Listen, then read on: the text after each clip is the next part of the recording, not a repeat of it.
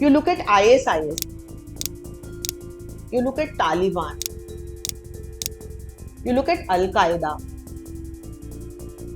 Jaish-e-Mohammed and Lashkar-e-Tayyiba and Hezbollah. They all want to establish what? Sharia across the world. So they want to convert each and every state of the world into Islamic state. Pakistan only funded this particular organization and groomed this organization.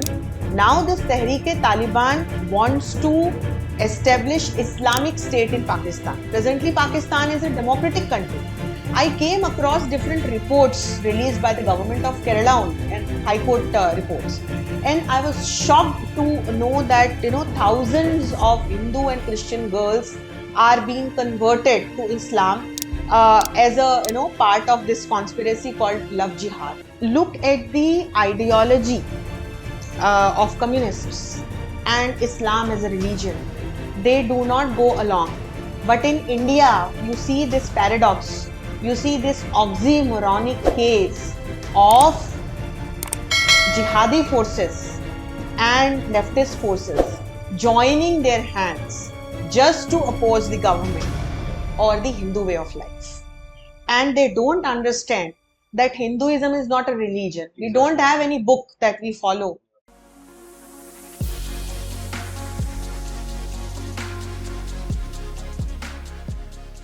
Hello everyone, welcome to another episode of the Jain Bharat show.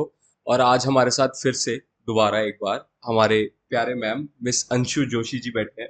Thank you so much ma'am for coming to our show again. Thank you so much, Bharat, for inviting me again to this show with some interesting themes. It's a pleasure to be on your show. Thank you so much, ma'am. Ma'am, today we'll be talking about terrorism in particular. So, ma'am, how would you define terrorism in general, and what do you think is India's agenda on making this a very global issue? See, today terrorism is one of the most prioritized objectives for the entire world to resolve. It's a problem, it's a big challenge. And when you look at the menace of global terrorism, we all have been observing that how this entire menace, this entire challenge has grown multifolded in past couple of years. And India has been facing this brunt of terrorism, especially the cross-border terrorism and the state-sponsored terrorism. I'll shortly explain you all these concepts. Since it got independence. And India has time and again requested the states that promote terrorism not to do so. But till 9/11 happened, the world did not pay ears to India the way now countries are listening to it. So after 9/11, when United States of America faced this brunt of terrorism, it realized that how these terrorist organizations have mushroomed in the entire world, and they have also developed a cobweb, a connect with each other. So you see that today ISIS is not limited to one particular place. For that matter, Taliban is not limited to one particular place or region. They all have gone to all the continents in the world. You see how Hezbollah has opened its headquarters in Latin America just to make more money or funding through narco terrorism over there, illegal drug trafficking activities. So if we want to define terrorism in my subject, it is an act of violence against civilians in particular and the government as well, with a particular agenda. So there is always a hidden political agenda to fulfill.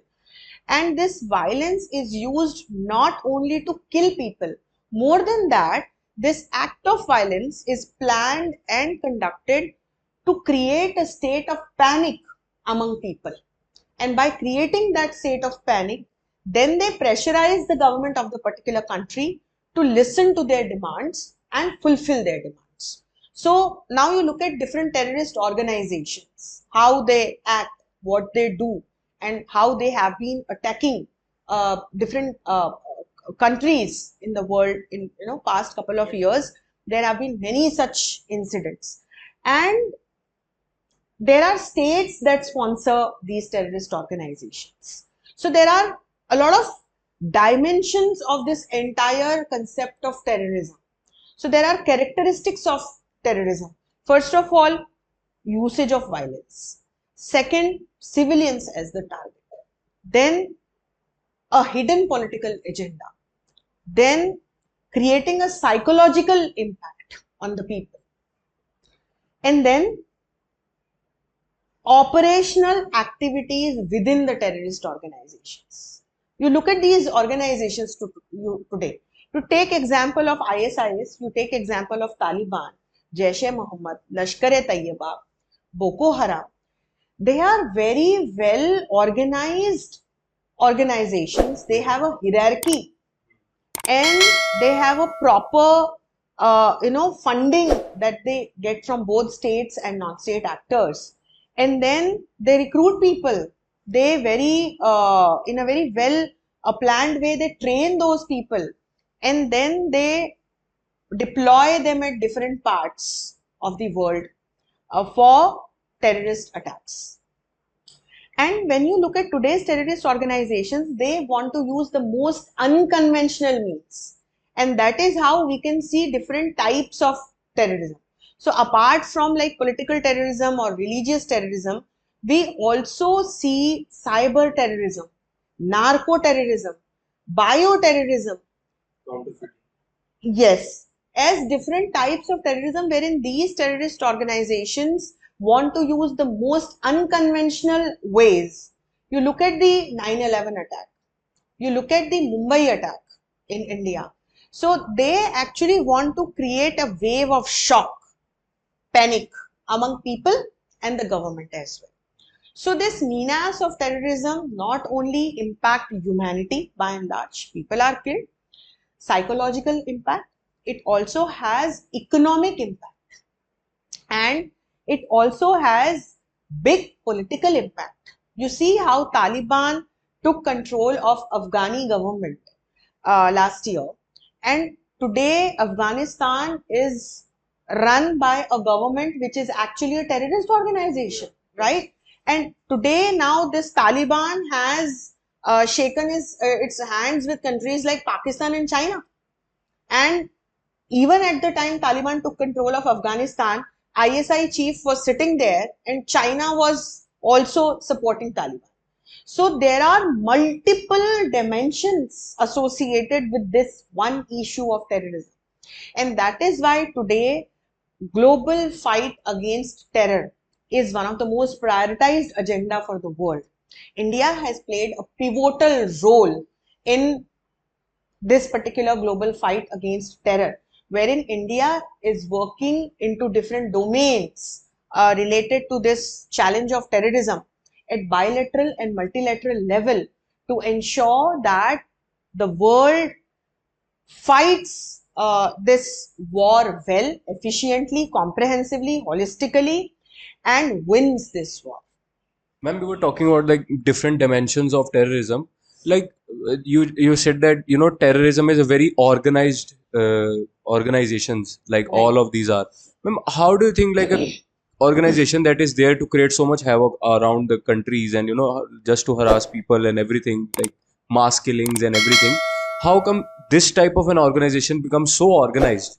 Like, what are your thoughts on this? How can an organization become so much well structured? Even our governments are not that well structured when comes to this. How are they able to execute so big plans with so much way to levels of completely streamlined processes? Very good question, Bharat. And I taught a course on counter-terrorism initiatives, keeping India in the center, to the MTech students here in School of Engineering. And when we designed this course and when this course was passed, there was a controversy, and people from different ideological backgrounds actually resisted that this should not be this kind of course should not be taught in an institution like JNU. But then we asked why. Whatever we are teaching is taught in different universities, prestigious universities of the world. And there was a thing called jihadi terrorism. And actually, some people had an objection with this particular theme. But again, this theme is taught in different parts of the world, in prestigious universities.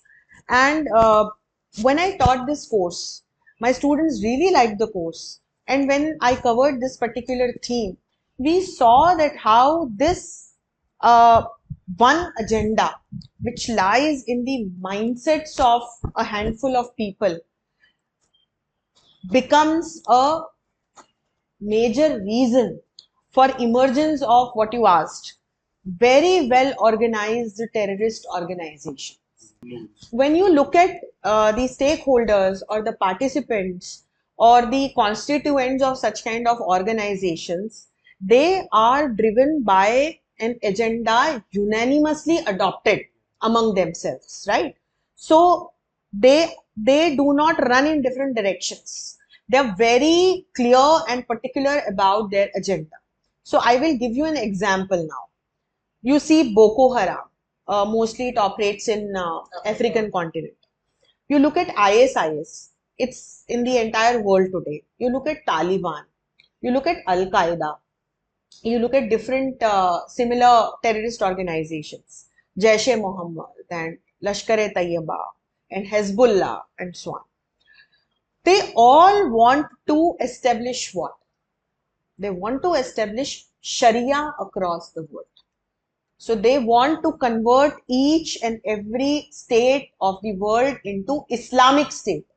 And for that matter, Pakistan is also fighting a battle with Tehreek-e-Taliban. Pakistan only funded this particular organization and groomed this organization.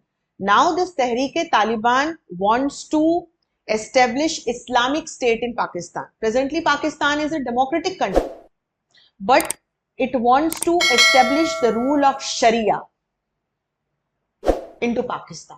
So that is a well accepted and clear agenda of all these organizations. And because of this one agenda, they all are very well connected with each other, first of all. Secondly, now when you look at each of these organizations, because of this particular agenda, they form their hierarchy, their proper organizational structure, and the new recruitees who are brainwashed with this particular agenda only and who are trained, they actually are brainwashed to the level wherein they consider their leaders in these organizations as the god, right? So whatever these leaders say, they blindly follow it. So from mindset, actually, this psychological game begins. And then a handful of these leaders of all these terrorist organizations actually create a very well planned organization wherein different leaders, senior leaders are given different kind of roles. And then they also get funding. So they utilize, they leverage their funding also very well. And they have different departments within these terrorist organizations. So you see, they have training cell, they have funding cell, they have recruitment cell, they have operational cell, they have planning cell, just like the way our governments work. But unfortunately, when you look at the democratic governments, there are different types of people who are not brainwashed, right? And they may have their own priorities and choices and political inclinations and so on. So we do see conflict also within government. But when you look at these terrorist organizations, please understand there are brainwashed people. So recently you must have watched that movie, The Kerala Story. I bought it last night. Right? And there, when you watch that movie, you get goosebumps. And I also wrote an article on this issue, Love Jihad, couple of years ago. I came across different reports released by the government of Kerala only and High Court reports. And I was shocked to know that, thousands of Hindu and Christian girls are being converted to Islam as a, part of this conspiracy called Love Jihad. And numbers were given in those reports. So that's a reality. But you see how well planned this particular part of terrorism is. So there is an entire network to successfully operate this one part of terrorism, which is love jihad. So it is just one example. And that is how these terrorist organizations could flourish in different parts of the world. So much so that in Latin America also, today you see organizations like Hezbollah opening their headquarters in Honduras and similar countries where drug cartels are working to produce and sell illicit drugs. So when you look at these terrorist organizations, they are not only very well synchronized among themselves and with the states that sponsor terrorism. Within these organizations also, you see that how highly advanced technologies, social media, and their ideology have played a pivotal role, a critical role in making these organizations so sophisticated. What do you think the government should actively do to, just make sure that no more brainwashing is in the country?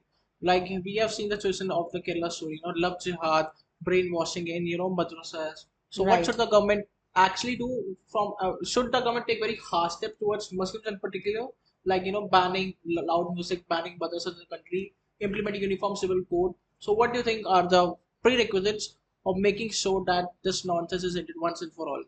At least in this country.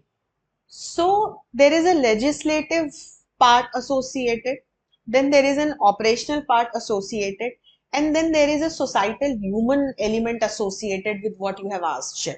So first and foremost, when you look at the societal part, human part, you have to understand that why the youths from certain society get brainwashed. And this brainwashing washing has to be stopped. So there are certain reasons behind that.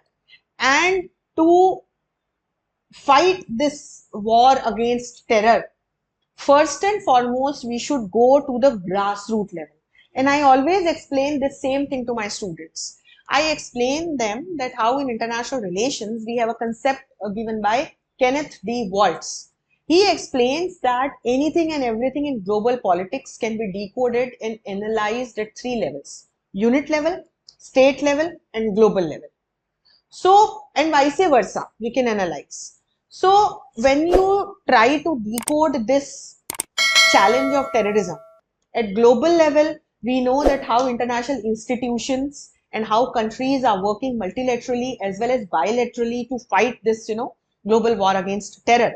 So, countries are signing different agreements. They are coming up with different action plans through different platforms like United Nations or be it G20 or Quad or G7 and so on. Countries are trying to prepare a framework against terrorism through norms, through technologies, by involving people also into it. Okay, so that is like at international level.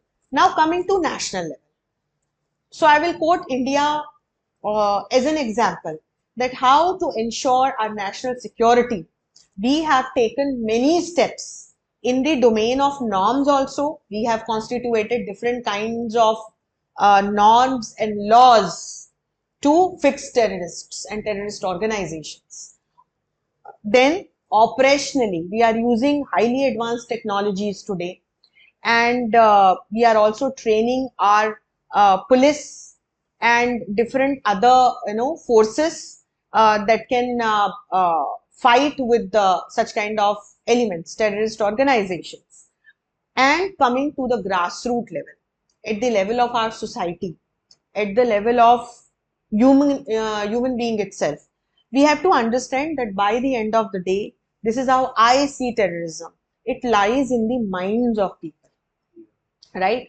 So we have to understand why people are getting brainwashed, because they should have their own sense to understand that we will be used, we will be only the puppets into the hands of a handful of those terrorist leaders who want to attain certain political goals.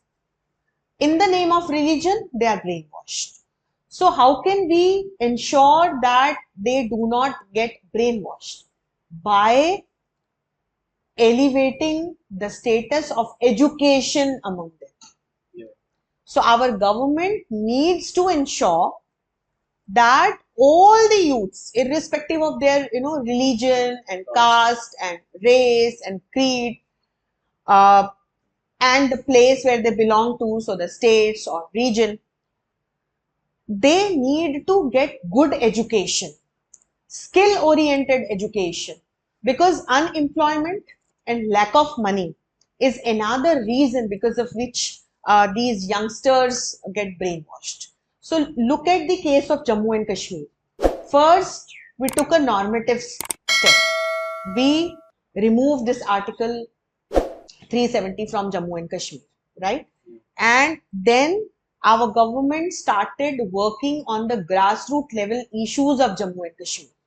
So for these many years, Jammu and Kashmir was compartmentalized, and the youngsters were brainwashed in the name of a particular religion, and they were used as terrorists, not only by the organizations, by a country like Pakistan against India only.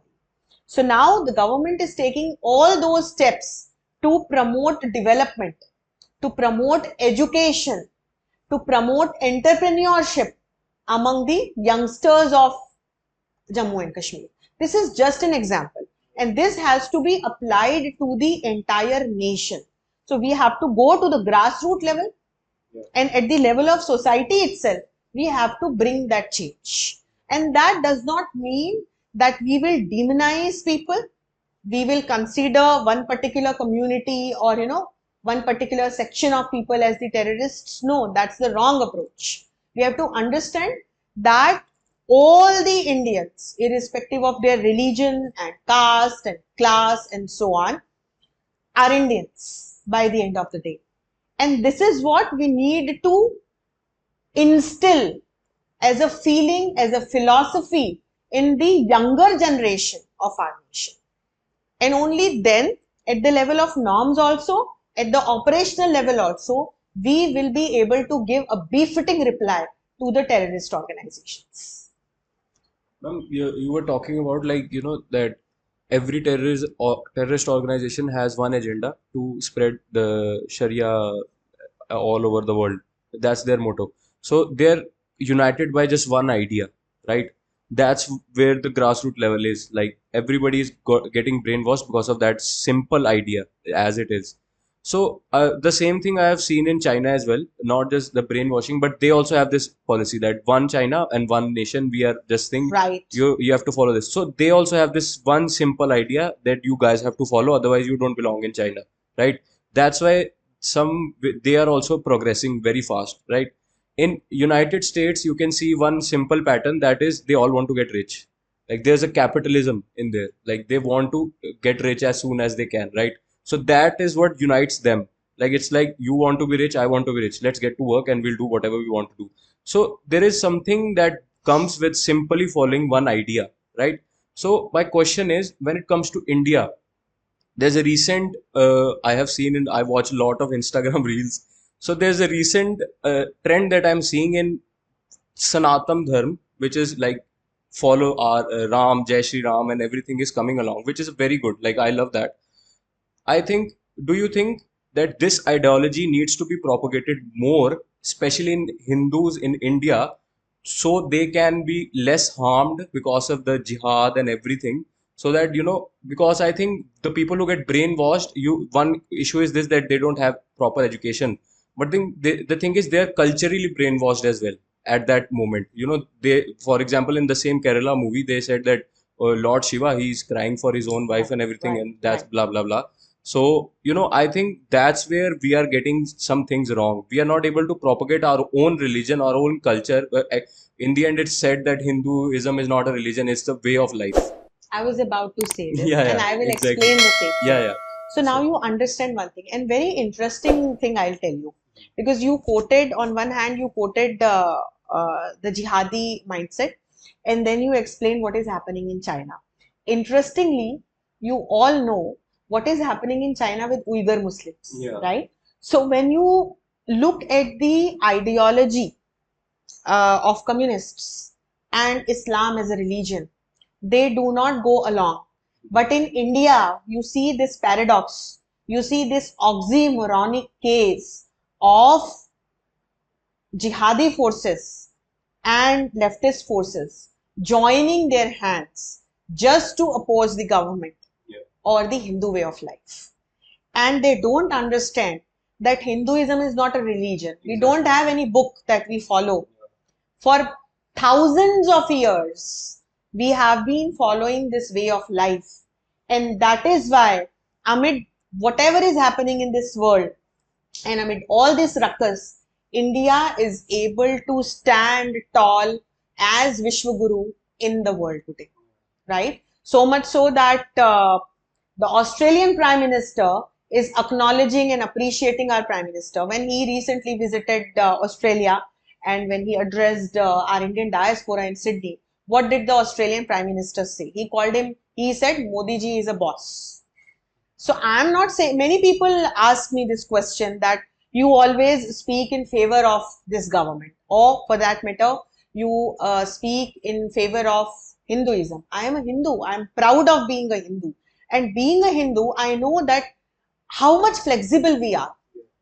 Our mothers have never asked us to go to the temple 5 times in a day. We have never been warned that if we will not pray 5 times in a day, we will no more be a Hindu, right? We have not been forced to keep any kind of fasts. If our health allows us, we keep fasts on different, auspicious days, or we eat whatever we want to eat. There are no restrictions to our lifestyles as such, being a Hindu. When you look at the other religions, they are based on certain books, be it Christianity or Islam. They are based on a book. Whatever their book says, they do so. And when you are quoting this movie Kerala Story, there was a very pertinent question that if keeping phone is haram, how can you quote it from Quran? Because when Quran was written, there were no mobile phones at that point in time. So who decides that doing this is valid as per their religion and doing another thing is haram? So when you look at Hinduism, ours is like a thousands years old philosophy that we live, and that believes in Vasudhaiva Kutumbakam, that believes in happiness for all, that believes in peace and security for all. So much so that we kept respecting other religions, other ways of life. We kept, adopting their ways also, and we kept welcoming them to our land. You look at the other religions, how they spread across the world, and you look at us. We never ask anybody to become Hindu, right? And we never force anyone to follow a particular way of life. So people have their own freedom. The way they want to live, they can live. And that is what India as a nation also spreads as a message. That this entire earth should be considered as a family. And when India says so, what does it mean? We are not saying this entire world is one family. We believe in the concept of earth being one family. When we say earth, it's about nature also.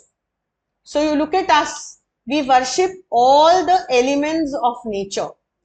Even our fasting exercise. Right? We worship God's sun every day.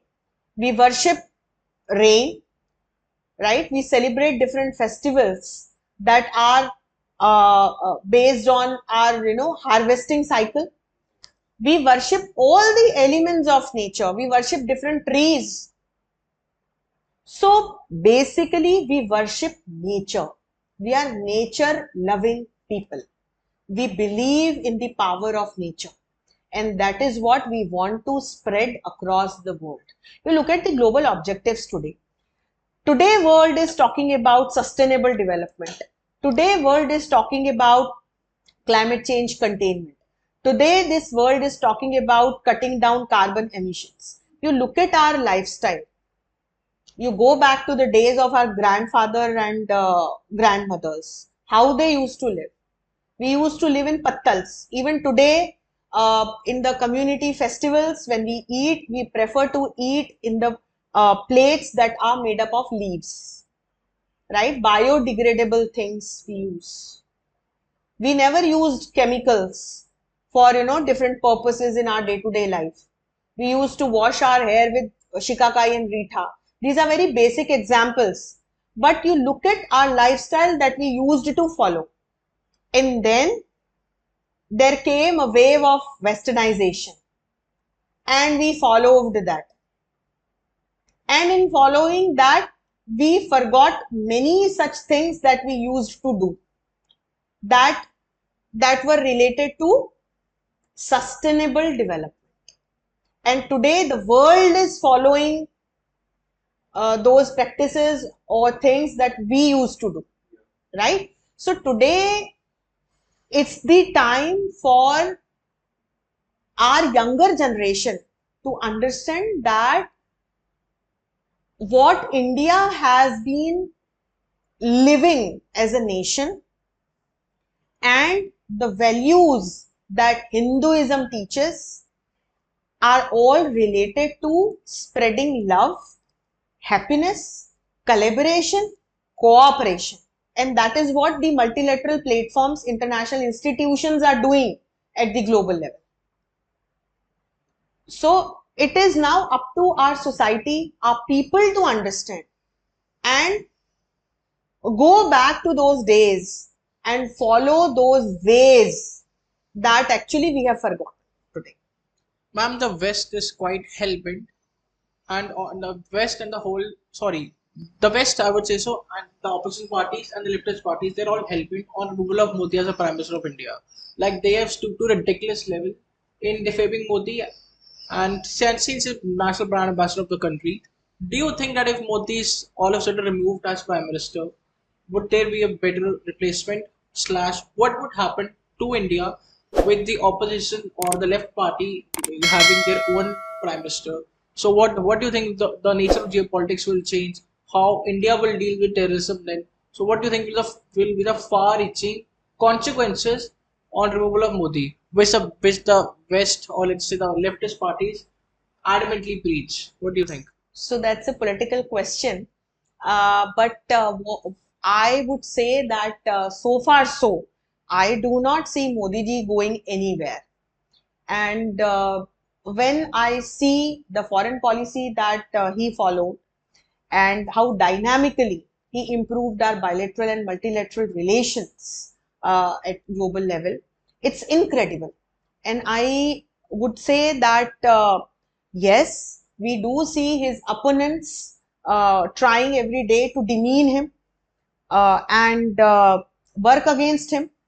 But they should also understand that by doing so, they are actually going to the level that will not be accepted by the common men of this country. Will India become Pakistan this way? If India can never become Pakistan. If India is governed by the leftist parties, is what I mean to say. I do not see any such probability in next 50 years. So I would not say that India can become Pakistan. Never. That can never happen. Because if you see the philosophical roots of this country, and that's what we have discussed, Pakistan is a religion-based country. India is a democratic nation based on democratic roots. And when you look at the work style of present government and our honorable Prime Minister, I would say that today each and every Indian knows what India is doing at global level. Earlier, it used to be like, a big thing for a common man to understand. But today, our Prime Minister has ensured public participation into whatever he does, right? And he is connecting people across the world. So with the power of people in a democratic government, a leader would attain new heights, I would say. So whatever his opponents do, okay, let them do that. But India as a nation is growing under the leadership of our Prime Minister today. and I do not see any such probability. So I would not like to quote on that what will happen if he gets removed and all that. I do not see any such kind of probability. One more thing, let's get down to the physics of terrorism. The root cause of terrorism is that Hindus are all impure, and the world should be become a very Muslim world. Like everyone should be converted Muslim. So the thing which they fancy this thing like battar hure milenge. Like they said they will get 72 prostitutes in heaven, and they're willing to die for this. As a very maddening thing which they resort to. So what do you think if, let us say, if a guy tomorrow is to become a terrorist or is thinking of becoming a jihadist, what do you think is that one factor or the one thing which at least from the government should do, either the guy on himself should think that this is grossly wrong, or is there any factor through which the terrorist himself or the potential terrorist which can become the future will be like, what the heck am I doing? Like, is there any firm step the government should take? For example, the burial of Muslims. Like, once the terrorists die, should their bodies be disposed of in a very brutal, reckless manner, the way they deserve, or should they be given a very honorary burial? Forget their burial part, the way they get killed. This in itself should be a reason enough for the younger generation to realize the horror of terrorism. And if they choose the path of terrorism, what will happen to them? So today, with the power of media, with the power of social media, and the availability of technologies, on one hand, we see that how terrorist organizations have used uh, technologies and social media as a potential platform to grow. On the other hand, there is a positive side associated with it.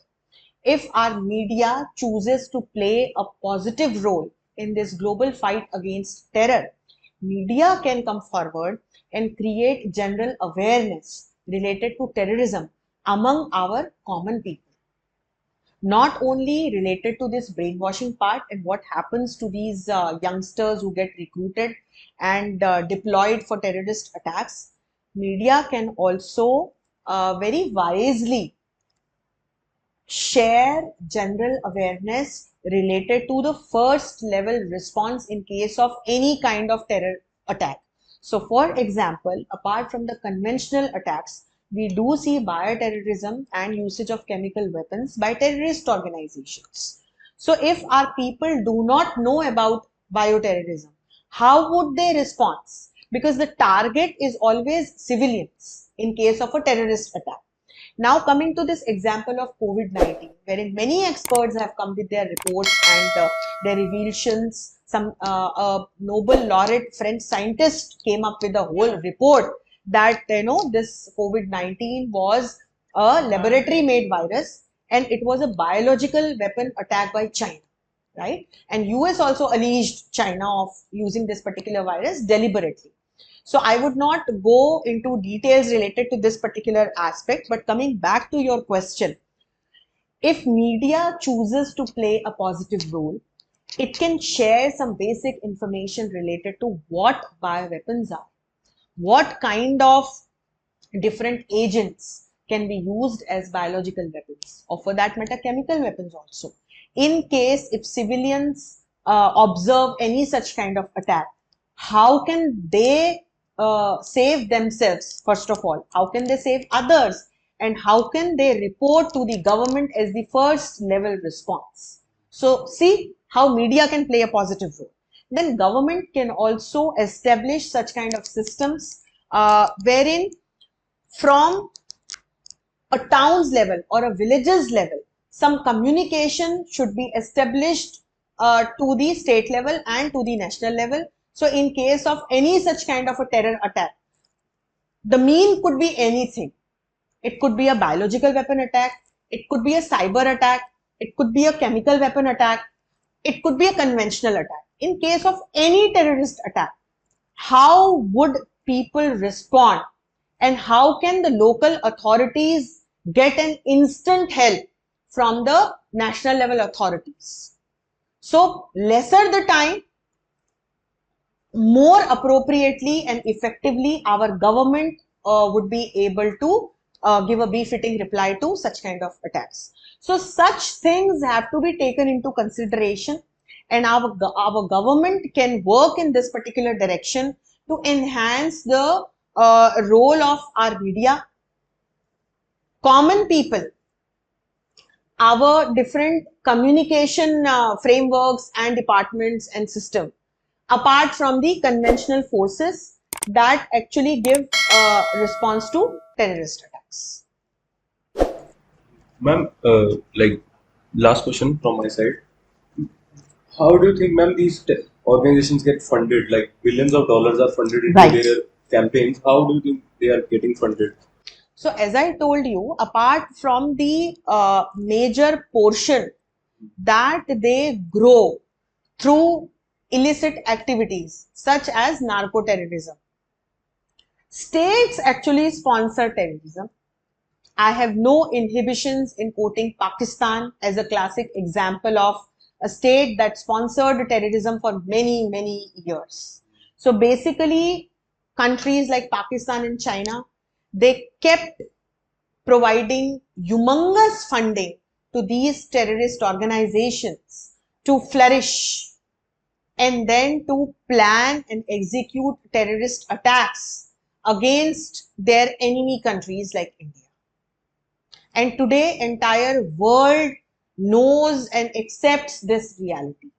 So these terrorist organizations get huge funding from such kind of states. Then some portion of money they grow by illicit activities.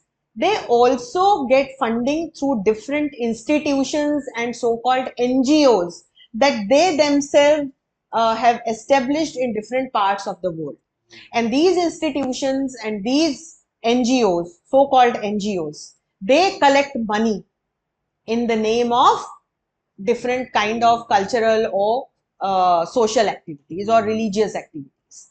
And actually this money then is provided to these terrorist organizations to run their recruitment campaigns, training campaigns, and execute terrorist attacks.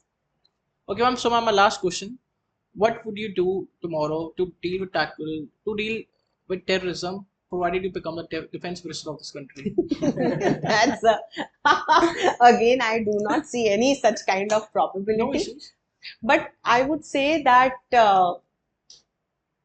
okay, that's an interesting question. I'll have to think through.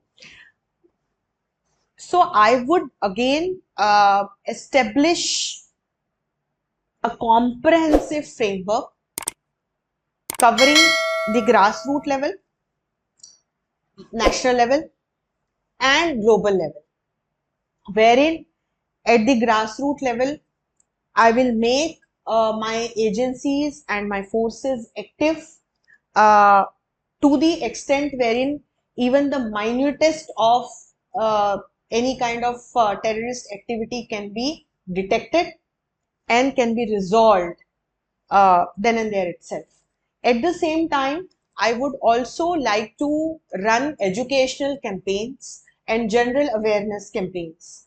I would also like to take help of the common men of my nation and media into this campaign, because I know that the uh, first and foremost target of the terrorist organizations are the common people, civilians. So I would try to establish a civil defense framework, and there I would like to involve my conventional forces, different agencies, intelligence agencies, of course, at the same time, agencies or institutions that deal with research and development of new technologies. So I would also like to enhance our technological capabilities. At the same time, I would also like to improve uh, our communication system by and large, so that people remain very well communicated and very well connected. So far I can think through only these things that I would be able to do. And at the same time, I would also like to bolster our bilateral and multilateral agreements and action plans with different countries and different international institutions in the areas of technology transfer, research and development, so that we can fight with this global war of terror effectively and comprehensively. Thanks so much, ma'am. It was really a wonderful, very tactical, strategic answer. Like, wow. We hope 2024 is the time you become our defense minister. Thank you so much. Thank you so much. Thank you so much.